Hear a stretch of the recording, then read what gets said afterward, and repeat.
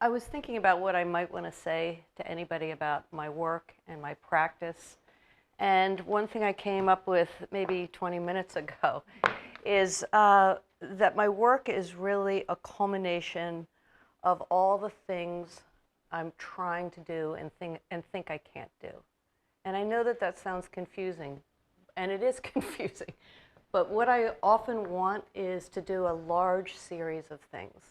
And my large series, I only have the attention to do maybe 3. And so I'm always like going, darn, I can only do 3. But after 3, I feel like I start to move on, not even consciously. So if you look, as you look around, you'll see, there'll be maybe 3 or 4 paintings that look fairly similar in tone and spirit and even color. So with that being said, I also feel that I'm more of a philosophical painter, maybe than a political painter or anybody that's really trying to show you some kind of a message. Hi. So with that, we'll start with some of these. First of all, this entire collection, with the exception of I think 3 or 4 of them, were done last year. Almost exactly a year ago, my studio burnt down, and I'm a very material person, as you'll see, so I lost all my material. I was out of town, and my kids were there in our little small town, and they were slowly destroying the buildings that were burnt because they were all old buildings, and my studio stood, and the kids were begging the fire people to let them in and grab anything they could. And at one moment, somebody turned their head, and they ran in. And they were able, they were saying, and then they basically said, okay, 20 minutes. The studio was so drenched with water. That was why they wanted to tear it down. It wasn't because it was hit with the fire. So my kids ran in and they grabbed maybe 20 canvases. And I couldn't have been more happy, although had I been there, I would have grabbed the material. I would have grabbed my tools. My favorite tools, I grabbed my sketchbooks, and they grabbed the paintings, and most of them were probably paintings I had put in timeout anyway. But just the fact that they had done it was really heartwarming. And then my one nephew ran in and grabbed my computer, and it still worked. So I had all that information. Okay, so it was basically done within the last year, so a lot of it is very spontaneous. It was, I really had to set aside a lot of time, consistent time, to knowing that I had to do like 24, 25 paintings. And I found that even though I wanted to put in 5 or 6 hours a day, a lot of times I could put in 3 hours a day. A lot of times I could put in 2 hours a day. And what I found is I worked in my basement and I worked in our barn, depending on the temperature. And having all my material, well, whatever new material I was getting, which was fun to buy, I could take snippets of time even in 15 minutes. So when you have 15 minutes of time, it's sometimes easier to work on smaller panels. So you'll see a lot of these are triptychs, diptychs, or small panels. And this started out as 3 panels. It started out separately as 3 panels. Then I start pulling it together and adding color.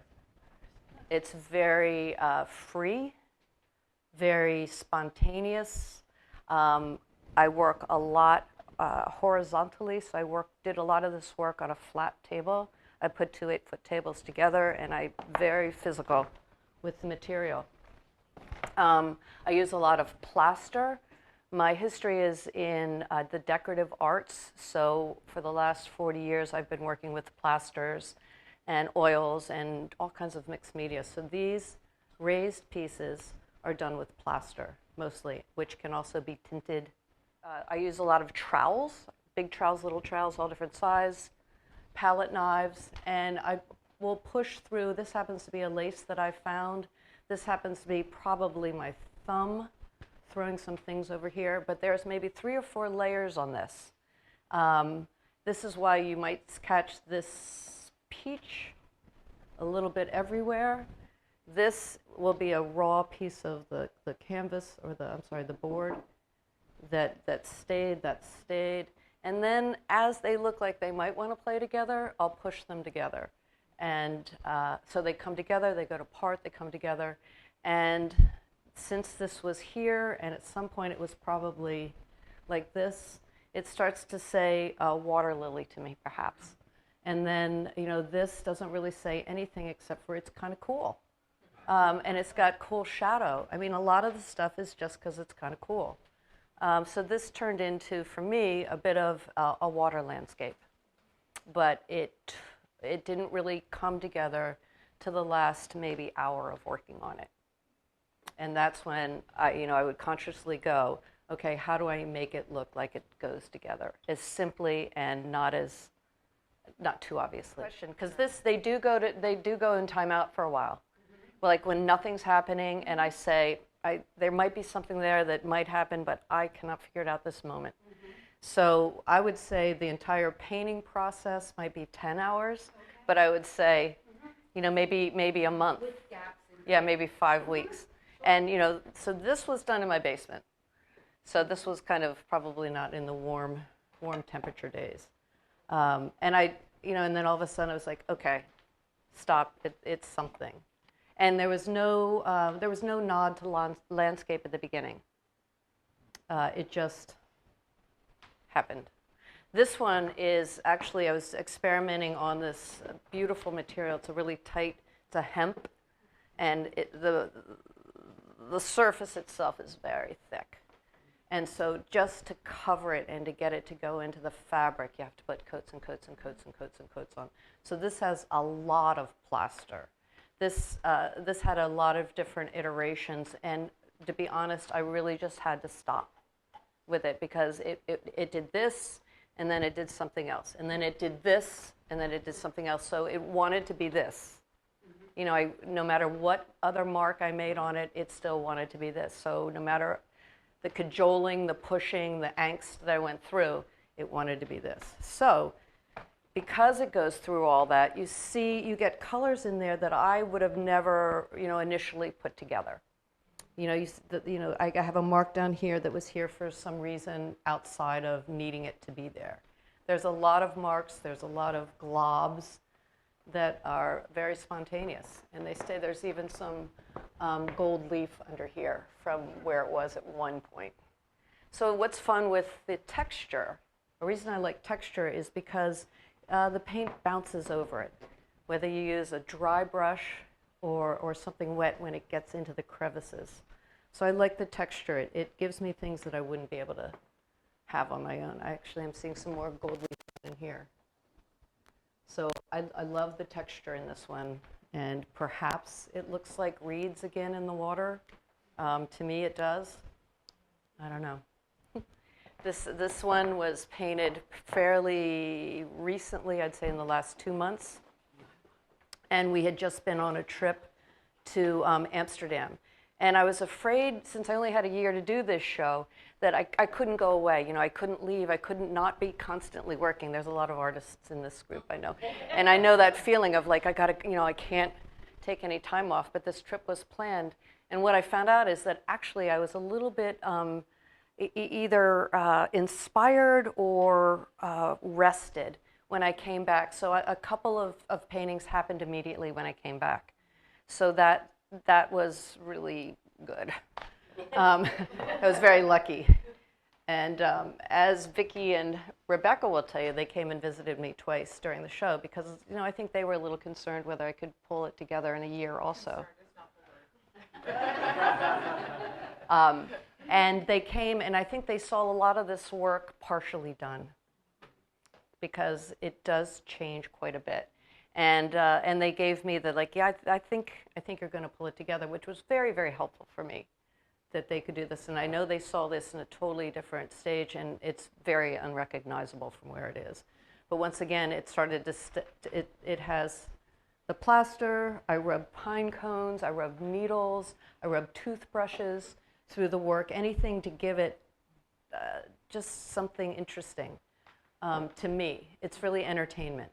This part is. This beautiful orange up here was many, many, many, many, many layers under. I had no idea I was going to keep it at the end, and it just worked. I was probably focusing on this so much that I never really looked up there, but as I look, it works for me.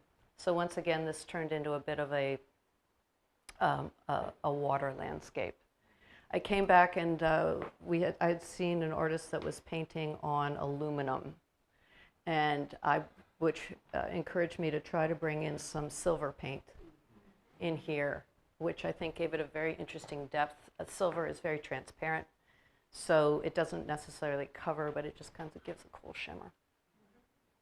I might just blast through a couple of these. Like this back here was just fun with texture, stencils, texture, and loose. And you know, I questioned at some point whether this one was complete, but once again, I put it in timeout for a long time. This is also 2 panels, and you know, by the time I got to a certain spot and had looked at it with fresh eyes, I was like, that's, you know, anything else would just be either gilding the lily or ruining it, which is very easy to do. Ruining, I don't know if some people call that romantic, when you destroy and bring back. I don't know if I can agree with that, but you know, maybe I'm a bit of a romanticist that way. But this one, you know, is very light and airy. Maybe there was 3 or 4 passes on this entire painting, and it was done, unlike those that were very worked. This one happened rather quickly also. After the initial dark underpainting, you can see that there's, this is more of a glaze than a heavy paint. I'm sure that there was something going on down here that I just couldn't reconcile, and so I came in and just, I might have a tendency, and I try to hold back on this, of destroying. Maybe too much of a painting. Maybe only this much needs to be worked. But I'll have a tendency to use a big mark. And it usually happens when I'm, you know, over here, and I'll be looking, and then, you know, and then all of a sudden I hit it, and sometimes I'm lucky, and many times I'm not. So this one also said stop at some point. Compositionally, I think it works with, you know, big brush strokes, small brush strokes, and the colors appeal to me. So it really, they'll tell me when they're done, or they're just done with me. You know, they're just, nothing more can happen. And also I'll have a tendency to go like, I think I want to make this, you know, orange. And between making that decision and getting down here, I don't know what you're going to call this, but I'll pick up yellow, and then I'll say, okay, it's going to be yellow. And just within a couple of seconds, even though I've thought, it doesn't make it there. I'll say the same thing about this one. This one is a very light painting. You'll see there's no texture on this. It's very washy, but it was playful and light, and I find like sometimes I like it like that. So it just stayed. You know, Did you do that quickly? That was maybe 3 passes. Mm-hmm. You know, go. But I didn't labor, and same with this one. So if you want to like talk about, once again, 3 in a series, this will be, I think, these calmer ones. Mm-hmm. And yeah, once again, this one just pleased me the way it was. So I use a lot of different materials, and there's kind of a water-based chalk pastel that you can rub on, and then just take a wet brush, and go over it or push it around or something like that. So I would say, yeah, a white rag over it, and then a glaze. I use a lot of glazing. Glazing is like glazing a cake rather than icing a cake. You can see the cake through it. That's a glaze. Some people think a glaze is like a varnish, but a glaze is more of a transparent paint type thing. Yeah. So the different materials will act differently, and especially when you push them around with your finger. And I love to throw the pastel on and then just wet your finger and smoosh it around. It's like charcoal, so beautiful and sexy. Same with this, charcoal, pastel, watercolor. I either use a Damar varnish spray or a waterborne glazing liquid, a clear glazing liquid. The glazing liquid without any color in it will do it. And you can use a flattening agent with it if you don't want it shiny. Some of the paintings are more shiny. But that, I mean, you can use that stuff for everything. You can use it for putting on little things, like Pee Wee Herman over here. So we did a big show last year in Oxford, PA, and once again, along with Lisa Baird here, we were putting together a show of 23 artists, and I didn't have a lot of time to work on my own pieces. So I did a lot of pieces, a lot of small pieces. And this was one of the small pieces, and once again, very, very, very thick in material. This is plaster with sand in it, which gives it this is on board, so it's very sturdy. And then I cut out this stencil of a horse and played with it with my different stuff. And I could come and I could work for 15 minutes, which is actually a very good discipline for me. It keeps me from overworking. And then let it dry and then come back. This is shellac with pigment in it, and Pee Wee Herman. So those are fun, you know, and I was able to do a bunch of those. I'll talk about that more when we get back to this big one here, because I love Pee Wee Herman. I mean, you know, I know that he wasn't the greatest human being all the time, but I just think he's so funny, and he's got this little cowboy goofy face on it, and I don't know. Thank you. That was just inspiring. So the two little guys over there were actually done after a raft trip I did. I'm sorry, it was a canoe trip. And I came home, and once again, I started these two horizontally on two canvases in our barn. And they were together, and there were so many lovely little spots that I saw happening, and I thought they could stand by themselves. So that's when they came apart, and we were in a lot of rapids, and I'm not real comfortable in the water. I'm not a water person, and so there was always a bit of anxiety going on there. And I don't know that these show anxiety, but you know, just the movement of the water and us going through it. Those came out, and once again, I was happy that I came back from a holiday and had some inspiration. This one I did before I went on holiday, and if I was to show you a photograph of it, it looked nothing like a landscape at all. It was covered with these bright, bright colors. They were slashes. I was painting it horizontally, and it wasn't happening for me, you know. And I kept making a mark, and it didn't make any difference. Making a slash didn't make any difference. Changing a color didn't make any difference. So upon it being in timeout for a while, I flipped it, and then all of a sudden started doing things a little bit like this, and once again the water came. This silver paint came into it. Some of these like oddball colors, these orange down here, are from the painting, you know, 3 or 4 sessions ago. And what I love about that is that I would have never planned to put orange down here. I would have never planned to put orange up here. But I think it makes it interesting. Fabulous. So this one, once it starts to go, it starts to go. But a lot of times it takes a lot of prodding. All right then. These guys were done at the very beginning of this whole escapade of a year. And once again, this was the first one. They started out with plaster on board. And a lot of times when I just work with plaster, it just looks like a background. It doesn't look like anything has been created.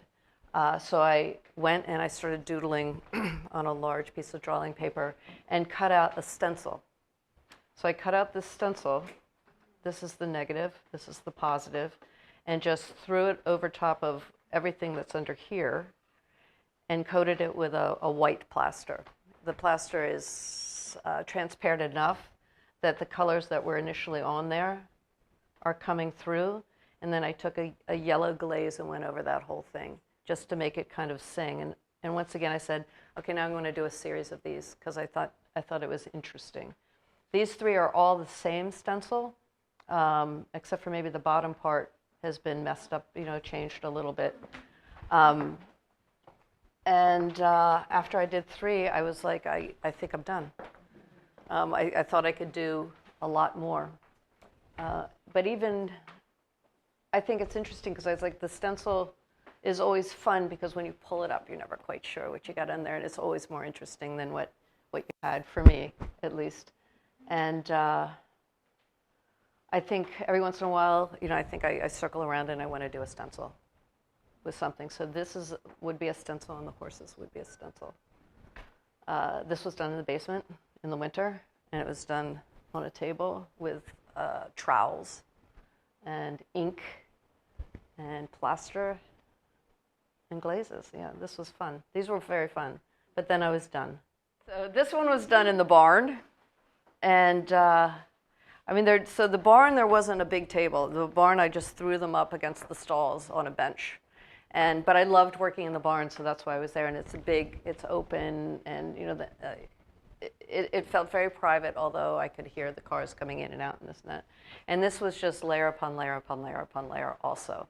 And my goal was actually to try to keep things a little bit lighter. And when I mean lighter, I mean like thinner, like so that it wasn't heavy, heavy, heavy, heavy paint on it. But I do realize that it's hard for me to simply do a painting like that that's very brushy and airy. So this was just fun, and I kept coming back to it and adding something to it. And I actually think I was listening to a podcast about a carnival, and something about that, and them talking about the different carnies and the different people were playing it definitely played into this, because I know I was, I felt like I was kind of I had this swimming, moving feeling, and I do have a passion for orange. I really like orange a lot, so. That one, that I don't know what else I could. That was just, it was fun to do. It came pretty spontaneously, and but I do know that I can't resist putting some kind of texture in. This one did have an idea, and it was from something else I had seen, and I don't worry about myself copying things too much, because I just don't think I have the attention span for it, to be honest with you. I can start with, seeing something or a little piece of the bottom of a picture that interests me compositionally, and then but like Lisa said, it's a great place to start. Any place that gives you something to start with. That don't mean you don't have to end up there, but. And sometimes if I look at something on my phone without my glasses and it's really blurry, I'll go, wow, that's kind of cool. And then when I look at it, it might be, a truck or something, I don't know. But, when you look at it, it's never that truck. And so that's how that started, with one of those things. As a painter, I think you can't always get out of your head trying to please a viewer. No matter what you do, or trying to please what you were taught in school about composition or color or anything like that. And so that always does come back into it. And I think that some of those things actually in abstract work make things, successful visually or comfortable to look at. And, plenty of people go, why? I don't get it, blah, blah, blah, blah. But there's just something about it it works visually. I don't know why, but, I know a little bit about how, and not everything's perfect, and the more I paint, the less it has to be. But I'm a scratchy painter. I'm an action painter. There might be something in here that looks like something, but it wasn't intentional. And I'm sure that this was. A lot of it is this. A lot of it is this, and a lot of it is this. And I don't know what that says about me, but. When I had a studio, I had a CD disc player and the same 5 CDs on there for probably 3 or 4 years. And I tried to change them, and it was like, nope, I got to have that one, just because I knew it was going to happen, or I knew I could dance or something. It's so familiar, it's there. But yeah, it's just there. It's comfort. Yeah, it's background, but it's important and it's not important. This one I also did back from the canoe trip. And, the rapids, there's a couple things that happened. I wasn't really comfortable about the trip. And we went through rapids, and I did capsize. And we were okay. That was the lovely part of it. And we saw a grizzly bear very, very close to camp, and we survived it. So for me, this also started in two. I think I knew this was going to stay together. I just, I don't know, working in the two panels gives me a little bit more freedom. One painting together, it's stronger than just one. But to me, this was the bear that survived. This is probably one painting that actually has something into it. And this is just the water that's churning. This is a pine cone drug through some kind of medium that's thick. I use thick mediums too, not just plaster to give it texture. This is another light floral that, you know, when I can do something like that and leave it, I'm pretty okay with it. I don't have to add all the texture to make it happen. This is two.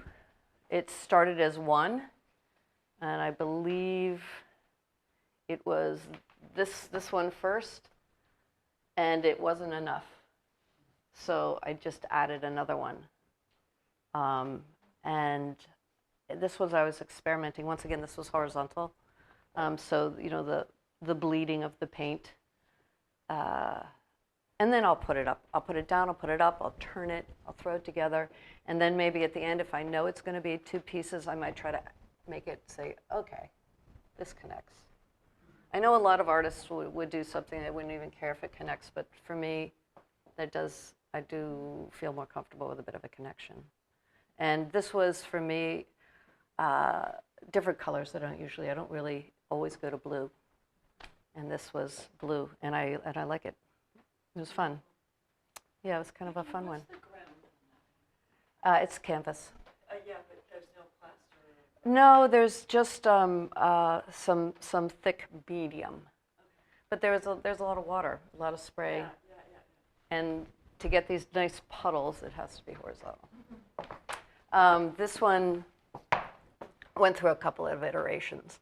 And I think at one point I couldn't get it to go anywhere. It was probably getting towards my deadline, my mental deadline of having to have things done, which is good for me. A deadline's good. And so this was done in the barn. This was done horizontally, mostly.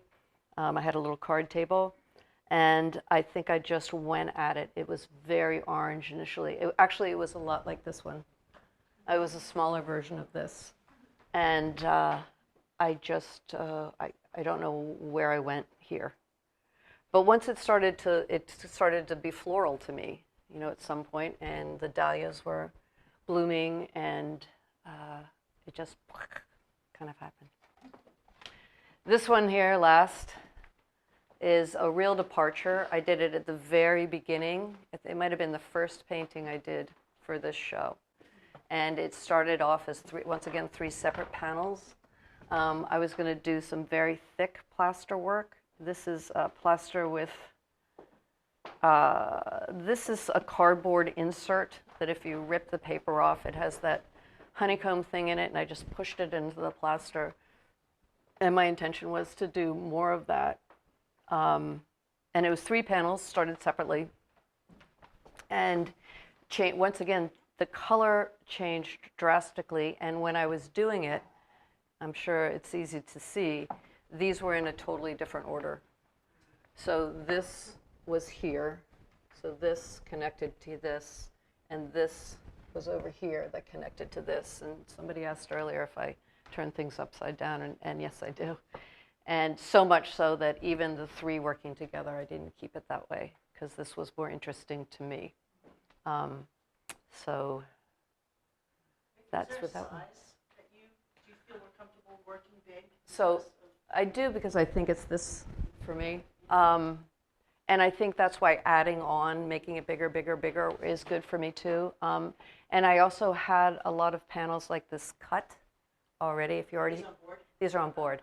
Yeah, so if I get a big piece of plywood, I'll get my carpenter to cut a bunch of pieces. And so we cut that one. So last, and definitely not least, to me, is this one. So this one got saved from the fire because it was here at the gallery. And this has a ton of sentimental value to me. One reason is because it went in our show at the Hook, And that was a really great show for us. I mean, it was the first big show we ever put together. We had 23 artists, and we all put in our own work. But as you're trying to put a show together, sometimes it's hard to, do your own work. So once again, I was able to work on these 16 by 20, some 21-inch panels one at a time. And then I had no idea I was going to put them together. I was going to sell them as individuals, as a fundraiser. And once again, I had them all thrown on the floor, and I was like, I think that works. So then it really became, a much more impactful piece. And this, once again, I'll say I did before the studio burnt down. So it has so much of my old material in it. This is a material that they don't make anymore. That's an iron paint. Wow. And you spray acid on it, and it rusts. So how fun is that, by the way? And then mess with it a little bit, but it's so beautiful in its own. And then these are a black Venetian plaster that I used. This is that sandstone again. So for me, this is a kind of a history painting, and this is actually copper. Yeah, these are all the same stencil. But I meant that blue. That blue, was that, or did you actually press a plant did you paint a plant? And then press it on there? No, that's good. This is actually a copper paint that when was hit with the acid, it Very cool. it patinaed. And once again, while we were working on the show, I didn't have a lot of time to overwork. So each one of these maybe has 3 or 4 passes on it, and then I would just throw it or pile it up, in the studio until I had them, and then D-Day comes and you got to throw them together. Yeah. And so this one is fun. I think there might be another Pee Wee Herman here. There's an Indian up here. I think there's just a couple maybe little. I think there's a cowgirl down here. But this one has all the stuff in it that I don't have anymore. So it's kind of fun to know that. And I love working with shellac. It's the coolest material. So this is just poured shellac over this one piece. But you can tint shellac, and you can tint shellac with dry pigment. And it's clear shellac, so it's not the amber shellac. It's just a cool material. It bites into itself, so every layer just sticks. As a woodworker, you would know it bites into itself. And just a cool material. If you want to try that on your stuff. I think that's it. I had a carpenter make a large frame that's got pieces that go across this, and I just took an air gun and went tushoosh, tushoosh, tushoosh. It's a rough piece, I'm not. No, it's air gunned. Staple gun, like katoosh, katoosh, katoosh. So it's not perfect, but it doesn't ask to be perfect. It asks to be a little rugged. And once again, I think this is the pine cone running through. You roll a pine cone across stuff, and it has these little chatters. That's it. That would be